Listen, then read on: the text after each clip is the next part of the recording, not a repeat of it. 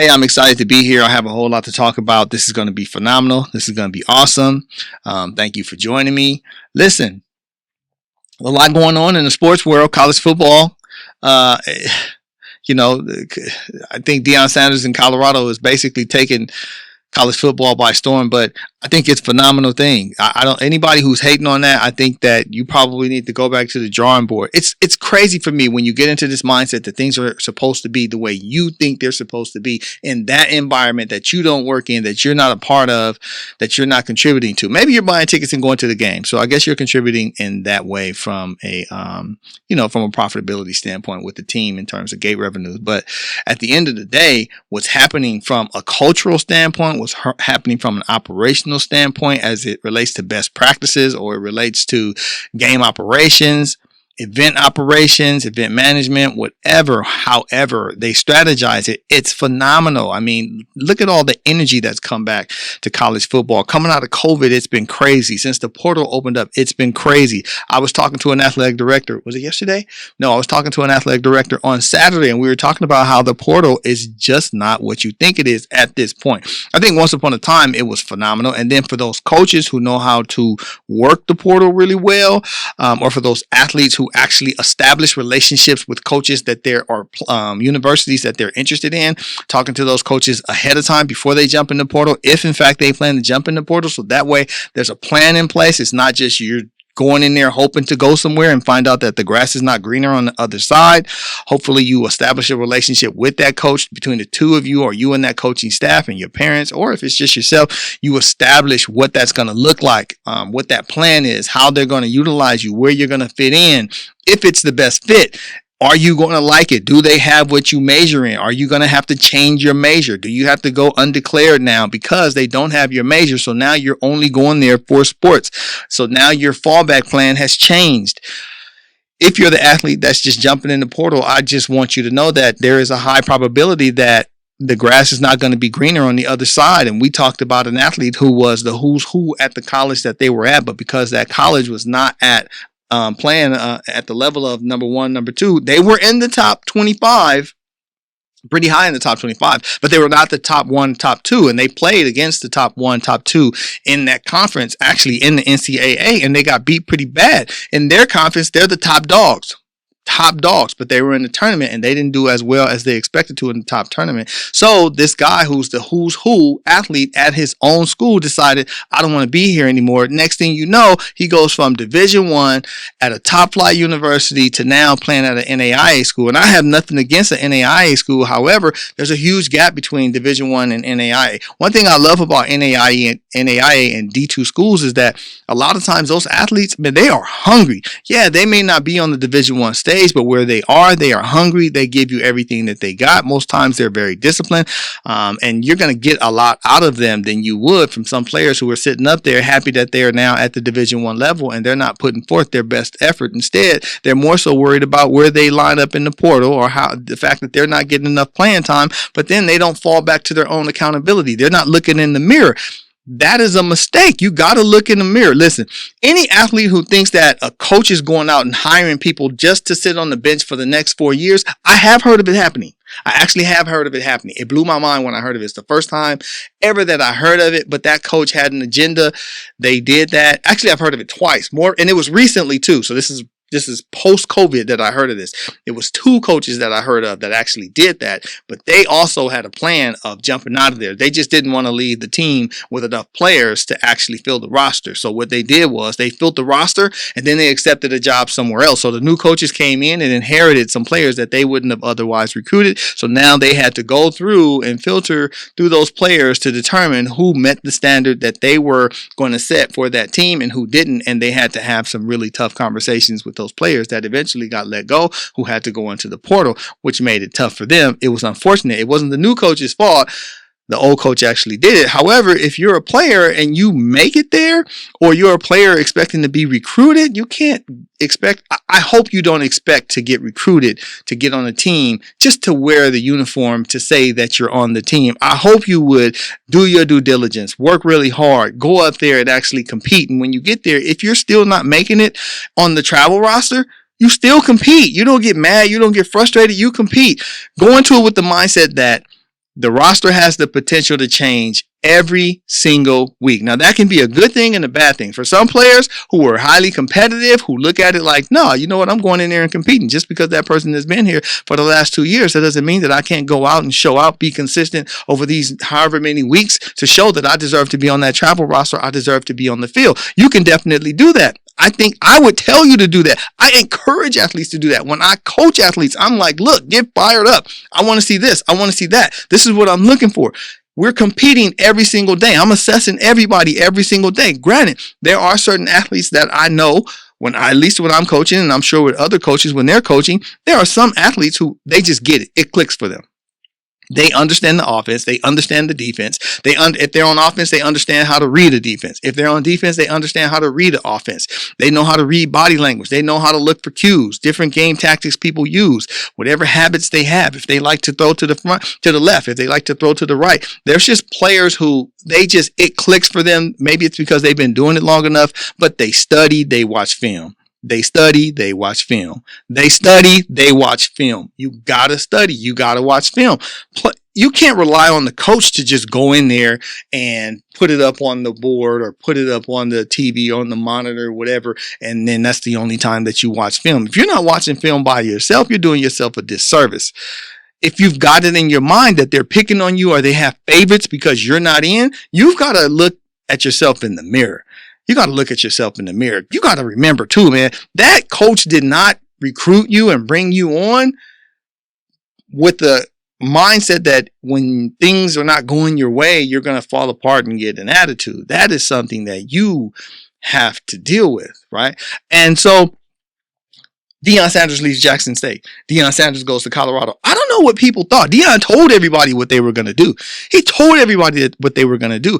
I think, like he said, his confidence makes other people feel uncomfortable. What I love is even through adversity, still confident.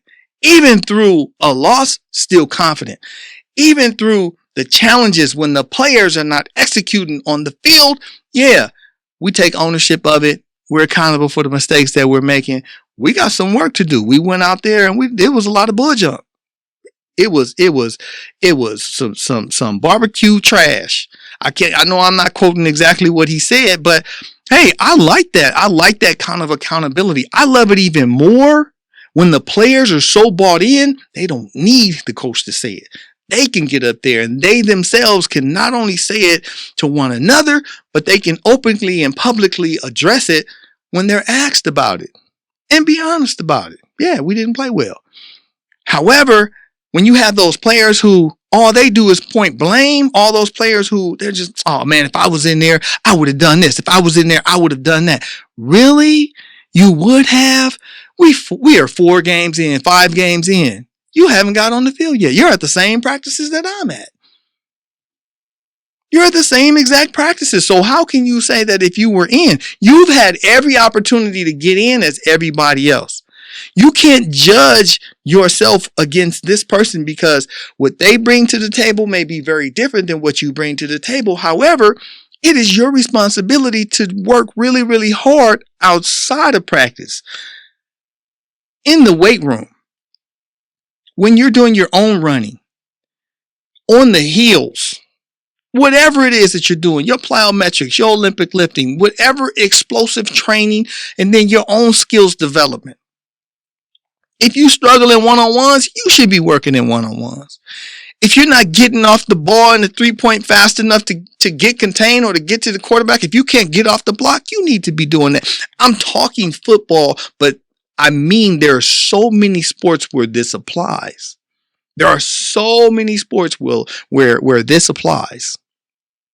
But will you do enough to look at yourself and say, man, he's talking about me? Or are you that player who says, he's not talking about me. He's not talking about me. I know he's not talking about me. Here's what I'm going to tell you. If you are that player, especially if you say it loud, if you're bold enough to say that loud, 9 times out of 10, if you say it and you're sitting in the locker room inside of your locker and you're listening to this or you're watching it and you're like, man, TP don't know what he's talking about. Ty don't know what he's talking about, man. It's TP elevates. You're not elevating nobody, fool. You don't know what you're talking about. I'm not I'm not playing because these coaches don't like me, but they recruited you. I'll even go farther. In that situation, if at Colorado, because you saw what he did when he came in, the cloth has been, this is the cloth. You don't cut it. Y'all have to go. Chosen few. Cool. Show me that you deserve to be here. If you are amongst that chosen few that got to stay and you're not playing and you're still back there like, oh, you're not talking about me. I bet the player sitting beside you is kind of like, really? Okay. Because I'm at the same practice every day that we're out there. And I have played every game. Yeah, bro, you might not be coming back. So what's happening upstairs? What's happening in your heart? What's happening in terms of, your physical ability? Not just your physical ability, your physical delivery. When it's time for you to perform. Have you gotten to a point where your frustration is so high? It's turned into bitterness. It's turned into animosity. You're blaming. You're pointing the finger. It's everybody's fault but your own. Get out of here. You gotta be tripping. It's not the coach's fault. Listen, do those times exist? Of course those times exist. I think everybody has it where, yeah, you have a coach that just is like, eh. But I think that is far and few. And here's why I say that. When coaches are hired, they're not hired to lose games. Coaches are not hired to lose games. Coaches are hired to win. Coaches are hired because of their past history or their track record of success in developing teams or developing programs, elevating those programs, taking them to the next level, getting the opportunity to put that team, that organization, that college, that university on, or that high school, whatever, on a higher playing field, getting them the opportunity to go to the show, to go to the tournament, to make it to the ship. They're not being hired because they're going to recruit a bunch of turd birds. They don't want any turd birds on the ship. Man, walk the plank. Get out of here. Come compete. Get out of your head. Get out of your head. It's interesting. I am one of those guys who I read the comments all the time. If I see something, I read the comments. It's no different than grabbing the newspaper and I read an article or it's a book or it's a journal. I want to read what the people who wrote it or the people who were there. I want to know what they have to say. I want to hear their opinion because I feel like I learn stuff a lot of times in people's comments. I know that there's a lot of negativity. There's a ton of negativity that people easily spew. A lot of it has no base. It's just, it comes from this dark place within that person that it's literally that person projecting their own negativity on the world as you read through the comments. So you've got to determine which ones you want to read and take serious and which ones you don't. Granted, the majority of them are funny as hell. I'm just going to be honest with you. The majority of them are extremely funny, but they hold no value. Just like you blaming the coach holds no value. Man, I know so many players that jumped into the portal because they were unhappy and then they got somewhere else and they were not happy. At the same time, though, I know some that jumped out of the portal, went somewhere else and played well. I know some that jumped out of the portal. They were at a Division I university, not happy. They jumped out of the portal. Another Division I university said, wouldn't pick them up. No other university at the Division I level would pick them up. So they had to go to a lower Division I level. A lower Division I level. They had to go to a lower level. They went to a lower level and they're doing quite fine. They're doing well. Would those people decide to jump back up if they could? I'm sure they would. If they made it there before, there's a high probability that they were there because for whatever reason, whatever they did beforehand, right? They earned the right to be there. They showed to however many coaches, recruiters that they had what it takes to play at the Division I level. Somewhere along the line, though, that changed. But what is it that changed? I mean, I think in every situation is different. Realistically, I think every situation is different. If we were to go back and look at all the things that people go through in that process, I think it's different. And then you look at people who commit to one school and then decide, I'm not going to go there. I'm going to go somewhere else. I'm going to go here. Right. There's a kid. I know there was a kid who's a two-way player. I'm not sure if he's in Calabasas. I know he's in Southern California, who committed to USC. And then I heard that he now committed to go to Colorado. Hey, that's big time. I am not one of those people who, I'm not jumping on a bandwagon. Right. I'm not jumping on a bandwagon or whatever in terms of Colorado, because one, I'm a student of the game. I just love the game. I don't have a favorite team. Right. I love my school. I love my school. I love the school I went to. I just love my school. I love the campus. I love the environment, everything. At the same time, if I were to say, is that my favorite football team? Nah, that's not my favorite football team, because I literally don't have a favorite college football team.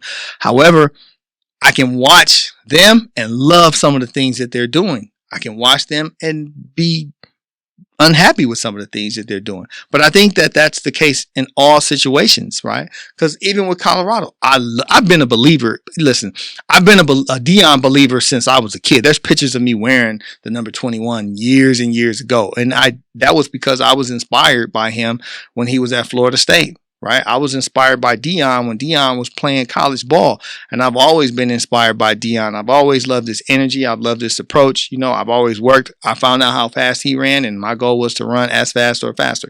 So, you know what I mean? Everything that he did, I would just try to work to get to that. And, I think we all grow, and, we learn different things, and then coaches have different requirements, and you've got to adjust your game, as such. We can't all be Deion Sanders. However, I think that it's great to have someone that you aspire to be like, or emulate, or what have you. And so even to those players who are frustrated, are you sitting back? Like, you could have a person that's a mentor, even though you don't really know that person. You read everything about them. You watch their interviews. You learn from them. You watch how they move, things like that. But you learn, and you pick up different traits that are traits of success, and you sort of mirror that into your own development. But it's your way, because you can't be them. The frustrated athlete, you can do that too. If you're not happy because you're not getting on the field, you can do that too. Absolutely. A long time ago, I remember one of my coaches. So I came in, and the coach told me, listen, if you want to go to those colleges or universities, you can. But if you go to those colleges or universities, they're not going to use you the way you need to be used. He said that if you really want to play, because I was playing running back at the time. Now, I was 129, 30, 32 pounds, something like that, soaking wet with boots on and a weight vest. Okay, playing running back. And I went to the JUCO. Straight up, I went to the JUCO. And the JUCO that I went to was powerful. And I've said this in many, previous podcasts. But he told me, listen. If you want to be successful, I'm going to bring you here, and you'll play defensive back for me. And I'm going to set you up with a defensive back coach that's going to teach you everything that he knows. And you can follow in the footsteps of all of the past defensive backs that have gone on to play in the NFL. He said, or you can go to those little colleges who are not going to use you the way you need to be used, because you don't want to go down this route. Or you can even come here and you can keep playing running back. But let me introduce you to our running backs. Remember, I told you I was 129 pounds, soaking wet, boots on, weight vests, carrying 45-pound plates with a truck on my back, and you name it. I got somebody and my girlfriend on my shoulders. I weighed nothing, and I was fast. But there was a running back that was there. He was 244 pounds. This dude was like a freight train. I watched him run up the middle against now that offensive line and defensive line at that school was like hands down. All of them went, put it this way.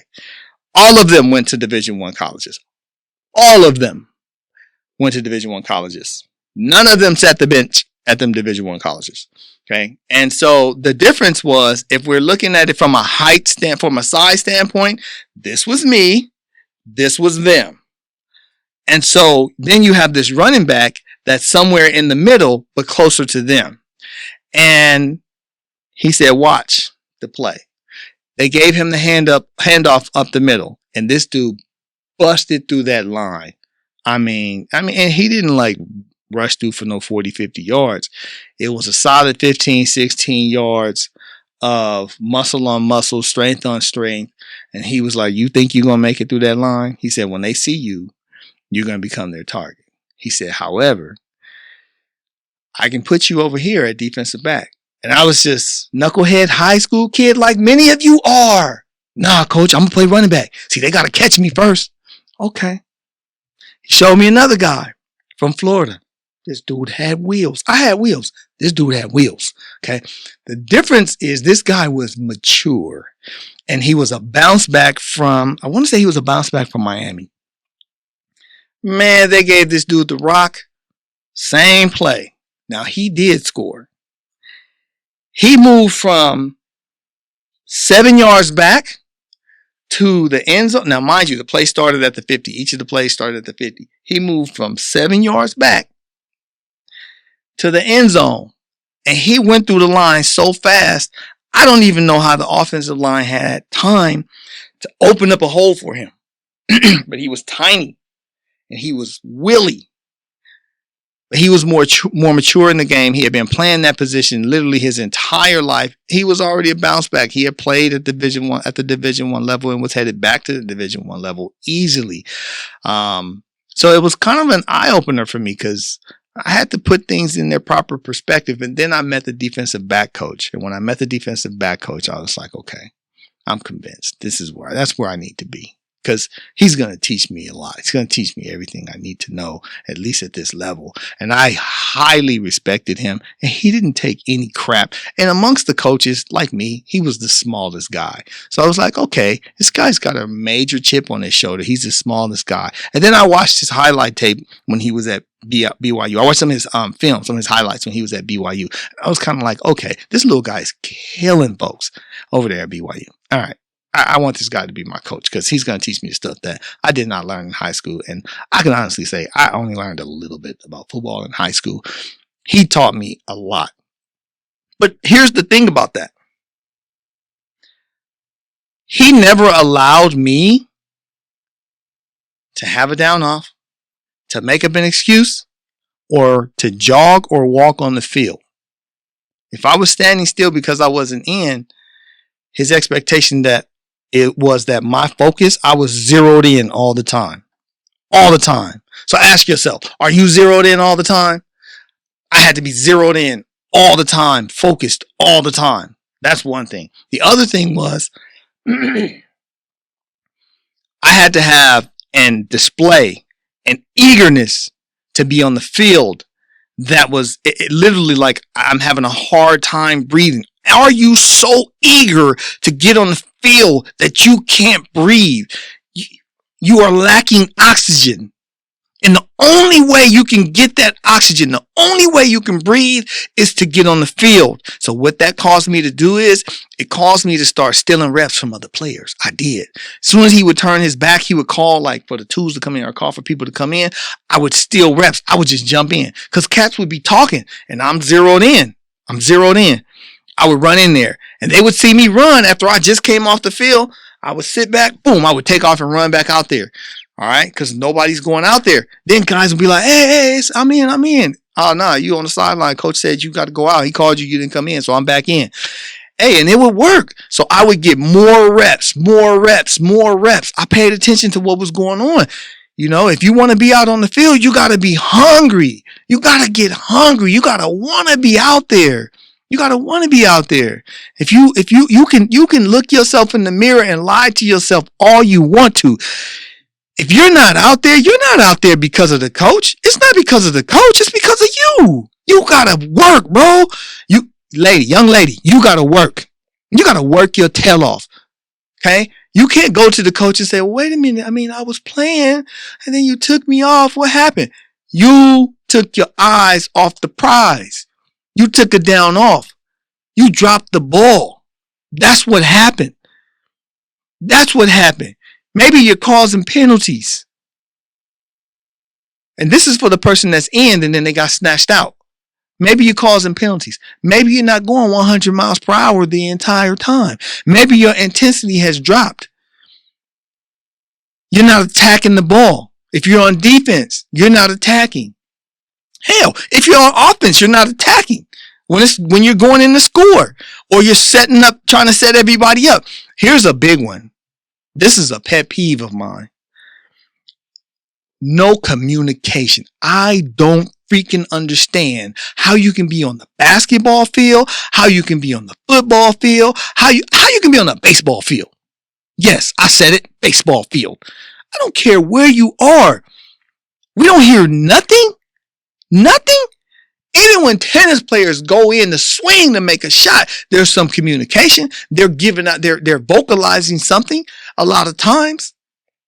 There's some communications. In sports where there's multiple people on one side of the ball and another group of people on another side of the ball, on each side, everybody should be communicating in some way, fashion, or form. If people are out of position, if they're heavy to one side and they're light to one side, if they're open field over here, if their alignment has changed, maybe this tackle was always over here. If you're in soccer, maybe this forward was always playing over here, and all of a sudden this forward is now over here. They've just identified something with regards to your team's defense, and they're going to expose it. The problem is you haven't seen it. If the coaches haven't yelled it out, they probably haven't seen it either. But the coaches aren't on the field. You're on the field. Baseball, it's the same thing. You got somebody on the diamond. You know that person cannot go yard. They can't hit far. They're not really good at it. You know that they love to go swing. They love to hit that ball, and they always try to go for right field. They always try to go for right field. That doesn't mean you get out of position. Nah, but you set your mind to what that expectation is so that when it's time to react, it's go time.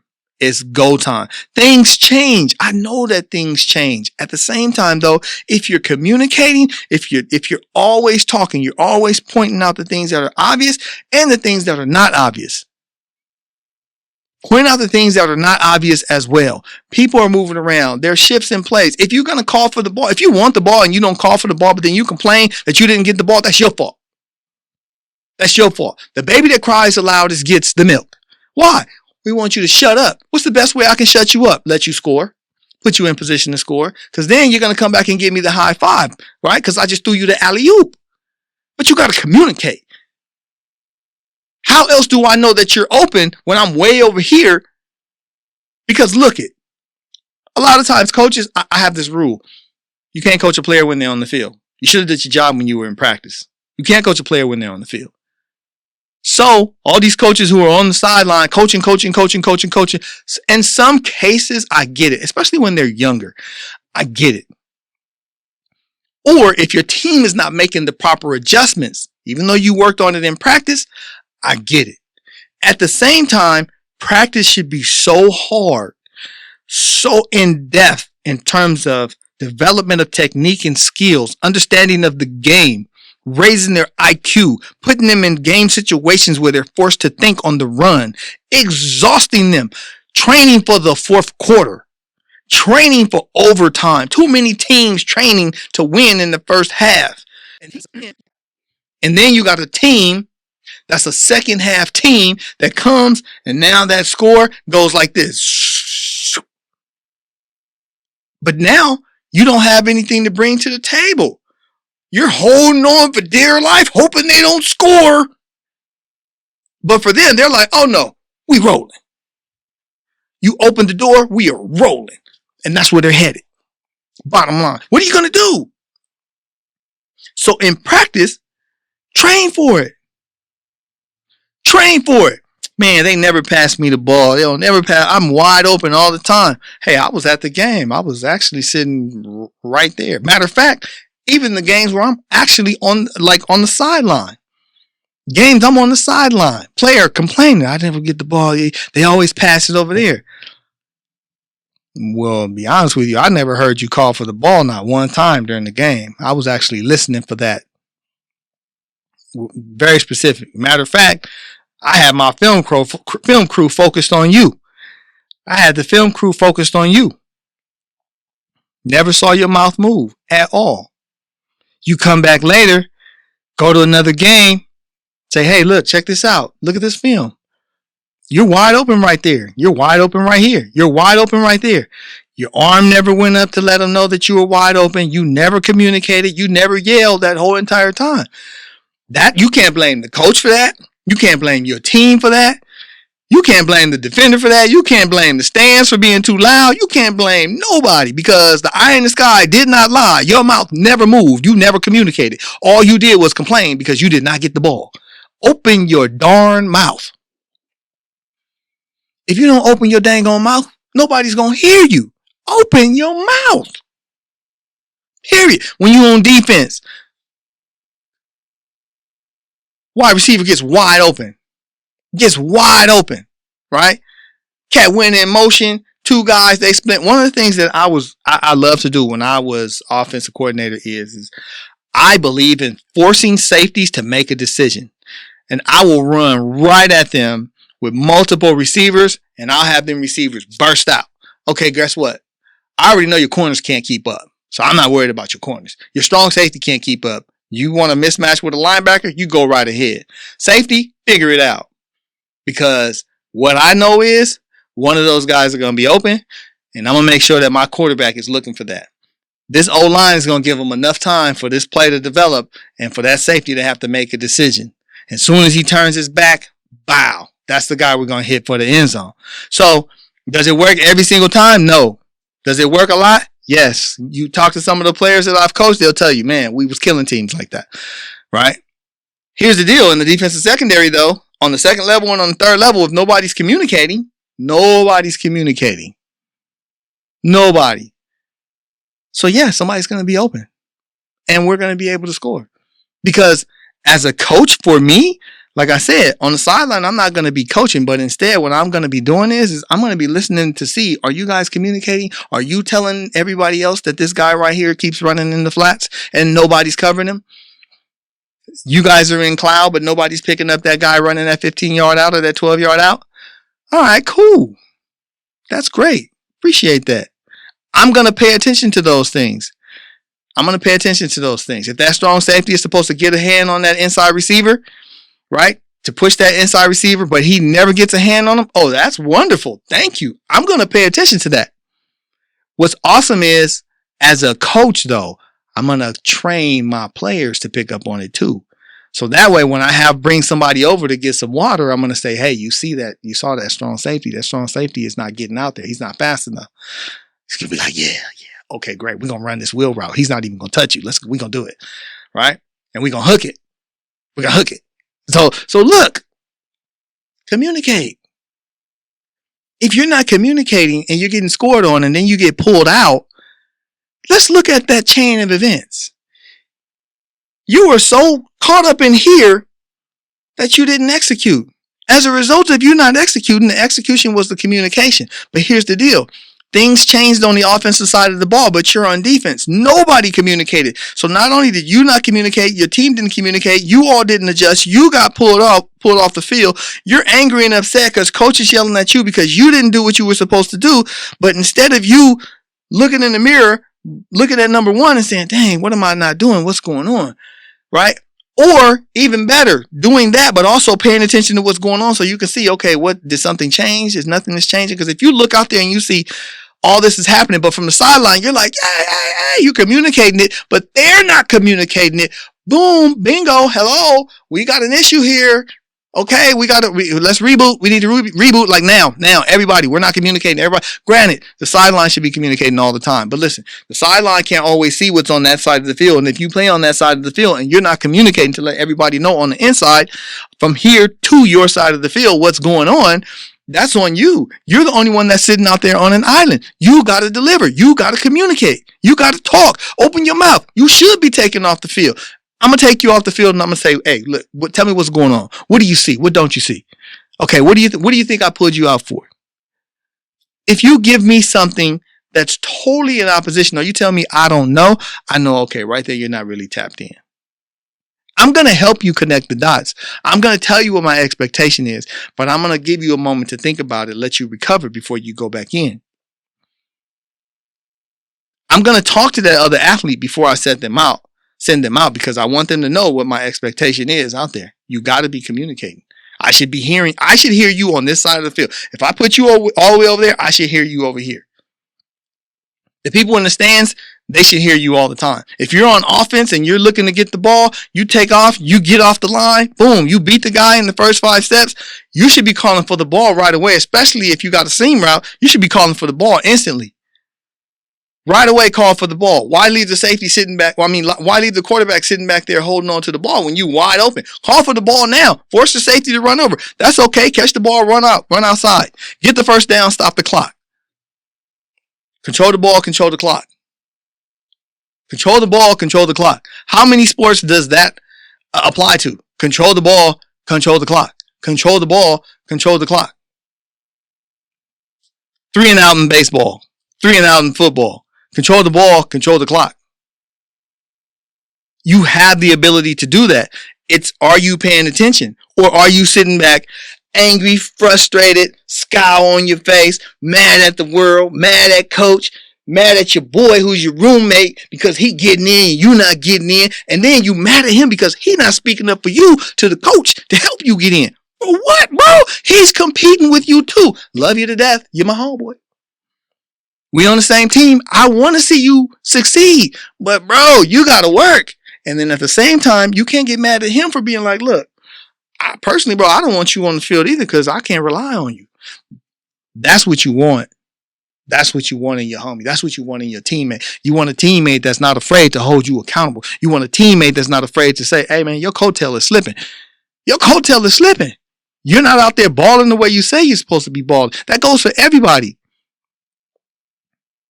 But then you got these players who get in their head and they take it personal because the player next to them is giving them feedback and they're calling home to mom and dad because their feelings are hurt. Come on, man. This is a contact sport. Get out of here. This is a contact sport. You knew what it was before you got here. All these parents who they go and sit on the bench with their players to make sure that the coach is putting them in. We spent all this money to bring our daughter here and our daughter is not playing. Well, my son, I spent 16 years, preparing my son for this scholarship and you're going to offer him a partial. Well, who else offered him a full? Nobody? 16 years? It's a long time, player. 16 years. He graduated. He already graduated college then. No. Oh, you one of them parents who held your kid back for them to grow and mature because they weren't ready when they were in their right age. Oh yeah, that happens too. Come on, man. Let an athlete be an athlete. Let a player be a player. We mature in the game. There's so many aspects of life because that is real life. But there's so many aspects of that part of our lives that translates into the world. But then you have parents sitting on the bench, right? They're sitting on the bench and they're scrutinizing the coaches and going at the coaches because like every parent is spending money for their kid to be there, whether you're on a scholarship or not, in some way, fashion, or form. You're spending some money. Every family in some way, fashion, or form is contributing in some way. Even if it's hopping in the car to drive 24 hours, 48 hours, I don't know, whatever, to get to the school to support that kid because that helps from a mental health standpoint when they have that kind of support. But then you have the parent who, I'm going to take my daughter out. I'm going to take my son out if you don't play my kid. Take them out. Your kid was supposed to be some kind of grown when they got here in the first place with the ability to consult you for the decisions, but at the same time to assess their situation and make a decision, maybe present that decision to you, get some support, get some understanding. At what point do you let go? Are you going to wait till they graduate? Are you going to wait till they're married? If that, what are you doing? Let them grow up. Because how will their peers, how do you expect for their peers to respect them? How do you expect for their peers to respect them if you won't let go? Let them make the mistakes on my kid is playing. My kid is playing at a Division I university. And let me tell you one thing I don't do. I don't go and talk to the coach about why my daughter is not playing, why my daughter is not on the field. I don't even think I've asked my daughter, why you not playing when she's not playing. She plays a lot. Would I love to see her more? What parent see her play more? Would I love to see her play more? What parent wouldn't want that? At the same time, though, the coach, they have a strategy on how they use their players. It is what it is. Do I have to agree with that strategy? No. That's not my place to go over there. I'm not getting hired to advise that coach. Having had a coach background, having a coaching background, having won titles and stuff like that, do I see things? Yeah, I see things. We all will. But here's the deal. My chair, when I'm sitting in the bleachers, it doesn't have any armrests. It doesn't have any armrests. So I'm not going to sit back there and try to control their game and tell them what to do. I don't have that. I'm not that. I'm not the armchair coach. I'm not going to do that. I'm going to sit back and watch the game. If they talk to me about helping them, cool, I'll help out. But outside of that, I'm not going to do that. Nah, I'm not going to do that. Yeah, I've had coaches say, hey, T, I need you to come to the game, man. Come up in the booth, help me out. Cool, I go in the booth, I help them out. Hey, T, check this out, man. I want to talk to you about my personnel. Tell me what you think. You've been watching the games. All right, cool. I'll sit down and I'll look at it. We'll go over personnel. Am I a genius? Heck no. In no way, fashion, or form. I am a coach. I can only express to you what I see. I am a trainer. I am a developer. I can tell you what I see from a personnel standpoint and things that may help, right? I am a motivator. I am a mentor, right? I focus on the mental health of things. At the same time, though, I get into the coaching and the leadership aspect really deep because that's where I've always been. So my advice is going to come from that standpoint. I don't expect for you to take whatever it is that I say and do it. I expect for you to do what you're going to do the way you're going to do it. Bottom line, if something that I say helps you, great, it helps you. I am hoping that everything I'm saying right now will help you. I really do hope that this helps somebody. I targeted certain people when I came on today. Who am I targeting? Those athletes who sit back frustrated, angry, and mad, not looking at themselves, blaming the coach, blaming teammates, it's favoritism, all these things. No, it's on you. All those fans who feed into that bullcrap. No, man, that's not what it's about. That's not what it's about. You get a job. Everybody gets raises, but you don't get a raise. You're stressing out. You're wondering, how come I didn't get a raise? You work 260 days in the year, something like that, right? In that 260 something days that you work in a year, you took off 60, 70 of them. While you were there, you complained. Your ankles hurt. Your ankles are swelling. Your bunion is hurting. You twisted your ankle. You need to go see the doctor. I'm calling occupational therapy. The doctor took me off for 2 weeks. I'm going on leave. You come back, your productivity is low. Your team is upside down and from a performance standpoint in terms of the metrics. You're overall red. You're not looking good at all to nobody. As a matter of fact, you're on the chopping block and you don't even know it. You're on the chopping block and you don't even know it. So now it's review time. And boss has got to sit down with you And then when it's time, when they talk about what you're going to do, so you have your merit review, but everybody gets where their salary goes up a little bit. Yours goes up. You get pissed because it goes up like 10 cents. It goes up like 10 cents. Hey, this happens. Goes up like 10 cents. Other people are just coming out excited. You've been sitting in the hall waiting on your time. You go in, you're like, what in the world? There is no way. There is absolutely no way. You are frustrated. You want to quit. You're going to do this. You're going to do that. At no point had you looked back. All you were there for the whole time was for the cash. And I get it. Everybody works for a paycheck.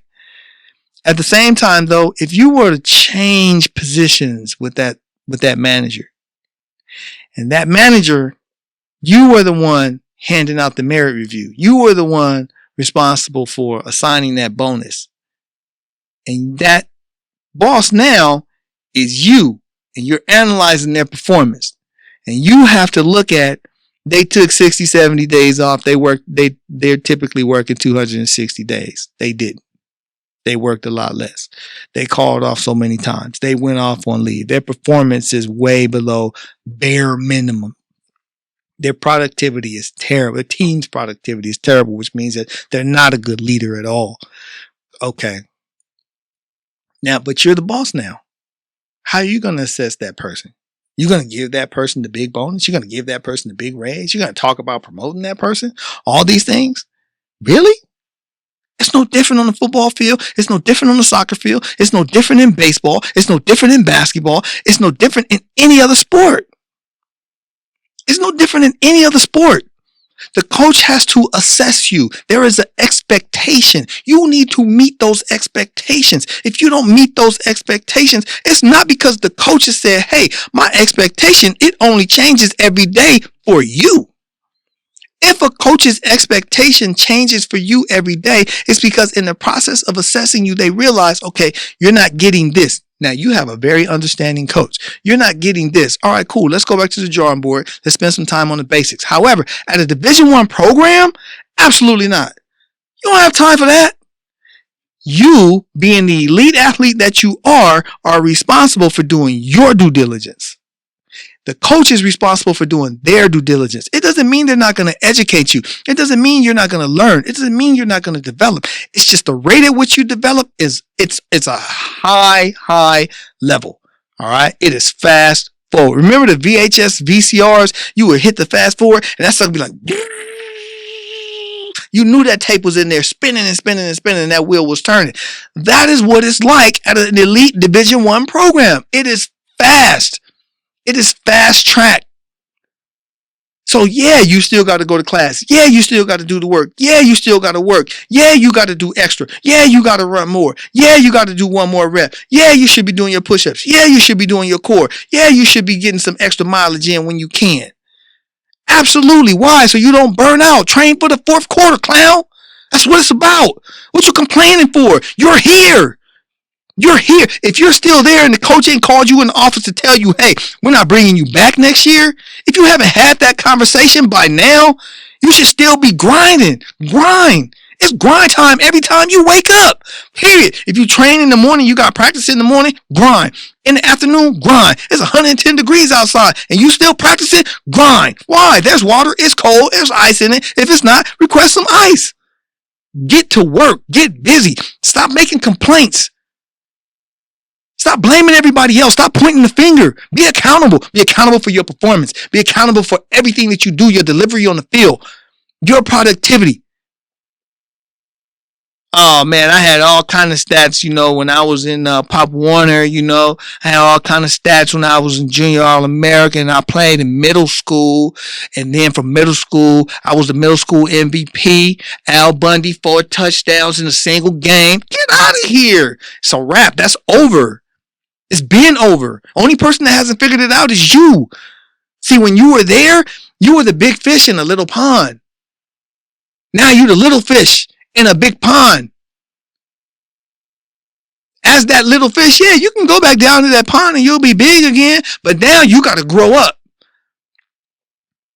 You stepped up. You got to grow up to blow up. Get out of here.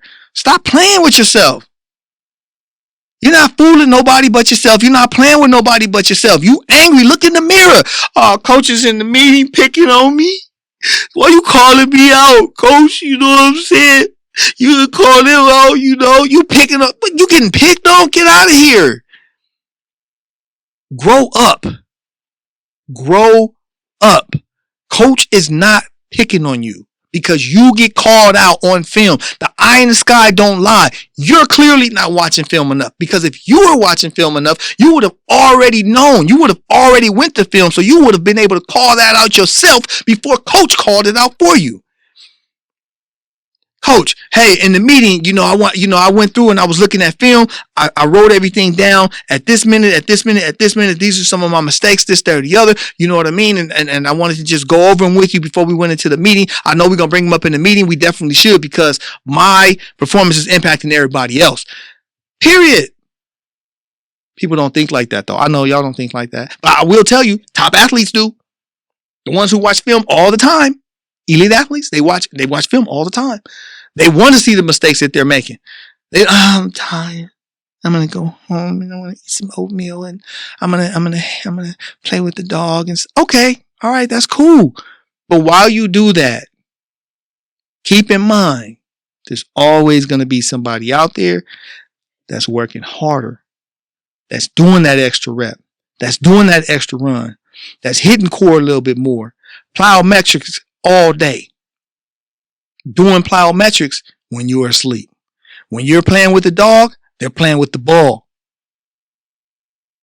When you're watching TV, they're studying, doing the homework, getting ready for the midterms. I got an hour before I go to bed. I'm going to watch some film while I lay in the bed, fall asleep watching films with a notepad, taking notes, getting ready for the meeting in the morning, ready to come make your life at hell at practice and go hard until the whistle is blown. Sometimes the whistle can be blown and they're still going hard. That's what happens when you're on championship programs.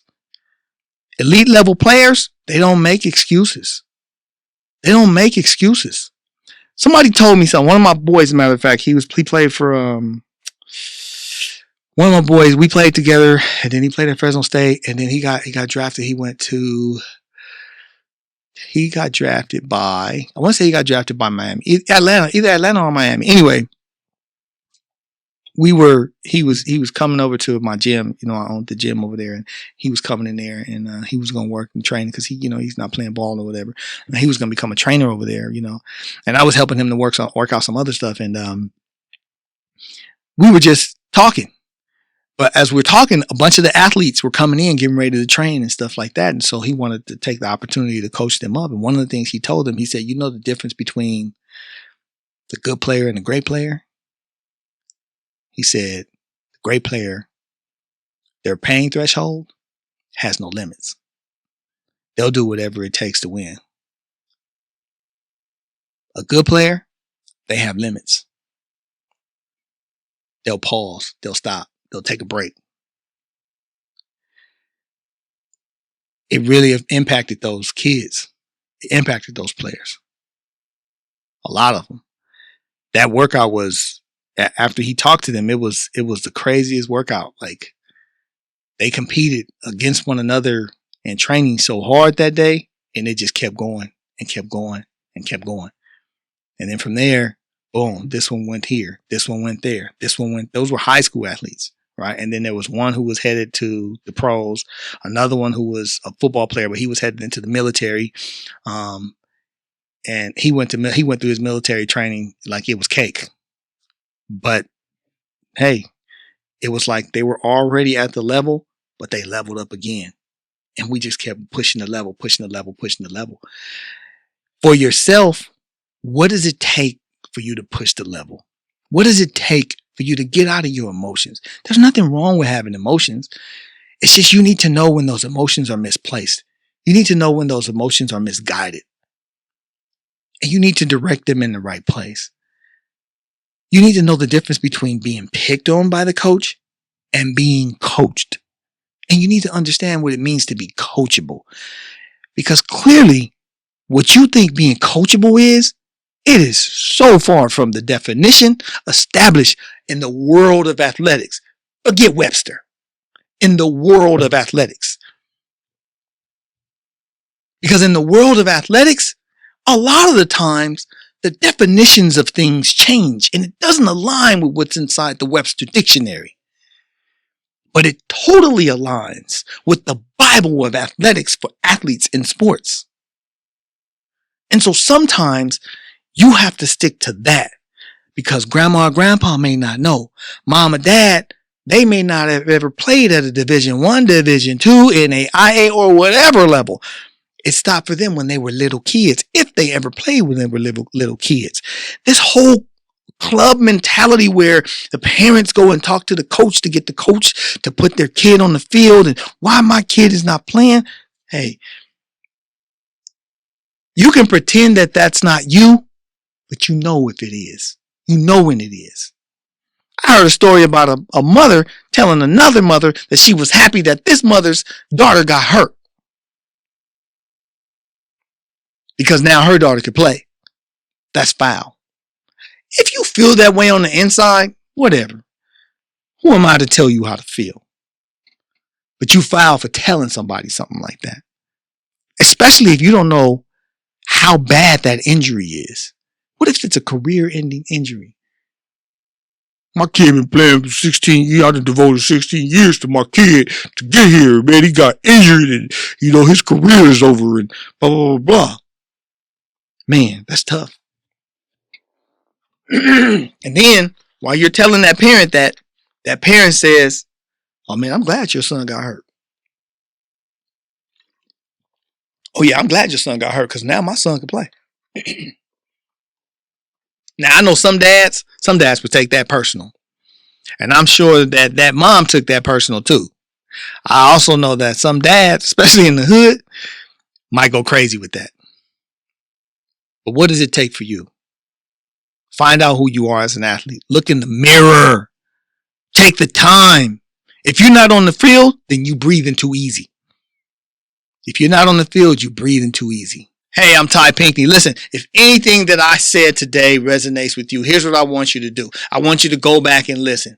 And here's why I want you to go back and listen again. And it's because I want you to pick out those things that resonated with you. If you're not happy on the sideline because you're not on the field or you're not on the field enough, then you've got to attach pain to being on the sideline. You've got to attach pain to not being in the game. And then you've got to sit back and come up with a plan for how you're going to get on the field and how you're going to stay on the field. Remember, action speaks louder than words. It's not about what you say. It's not about standing on the sideline, japping your jaws, telling them what you're going to do, telling you what you think you should do, telling them, I'm going to do this, I'm going to do that. Just watch.